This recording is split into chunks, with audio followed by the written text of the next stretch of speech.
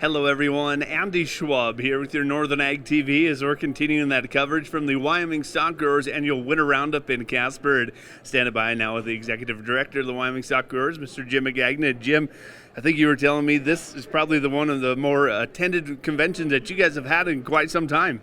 It really is. Our attendance is up significantly this year, and don't know why, but I tend to be inclined to give the credit to the cattle market. We want to keep this level of attendance and grow it every year for the next half a dozen years, so keep that market up there. We'll do our best to do that for sure. And, as we're listening to some of these producers around the room talk about things that are happening on their operation, of course, we had a good update from the national level with Caitlin Glover coming in from Public Lands Council.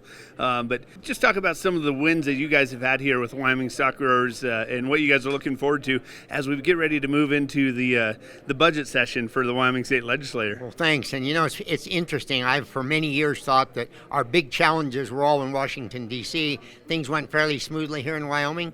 It's a little bit reversed itself in the last couple of years with some of the politics in Wyoming that still have a lot of good friends in the legislature that support us, irrespective of what their political philosophies are. But we have to work a little harder to bring people together to get the votes we need on some of our key legislation. And I know that you were kind of talking about the subleasing on the state lands. Talk about some of the focus of stock growers on subleasing. Well, I think that's a good example of something I've seen in a number of areas, that our laws in Wyoming that were written 120 years ago reflected the nature of our industry back then.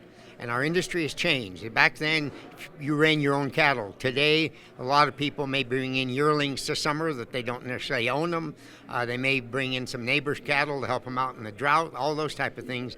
And our laws on subleasing state trust lands were simply not designed to deal with that. You were supposed to figure out how much you made off that animal being out there and share 50% of it with the state. Well, how much did I make? Gee, I got something for fences, I took vet care, I put supplements out. So anyway, we've been tried 2 years ago and we got some changes, but the changes got messed up a little bit. So we're trying again with something that will recognize that that's a normal way of doing business. We want to get the state a return out of it, but we don't want to make it more complicated or discourage landowners from utilizing their leases because it's too much trouble to deal with subleasing. Well, of course, Governor Gordon coming in are invited to come to the Cattlemen's Club, the Cattlemen's Reception, where you guys are going to try and raise as much money as possible. But one thing that you've been working with on the governor is the Wyoming Agricultural State Initiative. Talk about that and some of the wins and things you guys are focused on for the initiative. Well, that one is very meaningful to me. I mean, it's his initiative, and I commend him highly for undertaking it. I have to admit that we were the ones that encouraged him to do it. And we're excited to see what's moving forward. And it's really the idea that a couple of things in my mind. One is agriculture remains foundational to the state of Wyoming, not just for the agricultural productivity and our contributions to the economy, but for the open spaces we're maintaining, wildlife habitat, opportunities for energy development on those open spaces.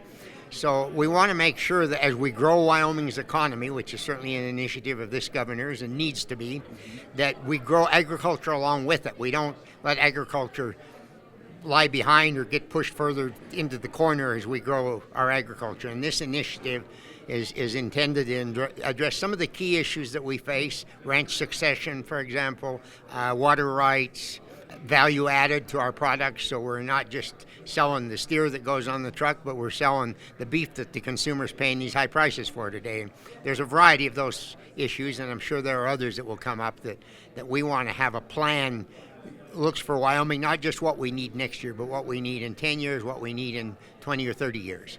Well, Jim, as we wrap up here, of course, a lot of young faces here this year has been mentioned several times by folks that have been, crowd-facing, and they see a lot of new faces. That's important, but something that you guys also put a focus on this convention was getting technology and how it can benefit ranching in the ranching industry.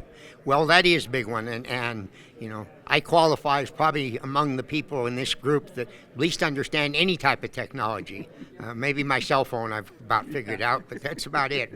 But technology is coming to agriculture. We know it's been in the crop part of agriculture, and there's been a sense that, well, gee, you can't really have any technology to deal with running cattle. You just have to have cowboys. But the technology is there, whether it's in ear tags, whether it's in GPS collars, but as they learn more about it, they're starting to embrace it more, and rightfully so, because it can simplify the role of ranching, can make ranching more attractive to the next generation that we're trying to bring into our ranches. So we're excited to give some attention to that.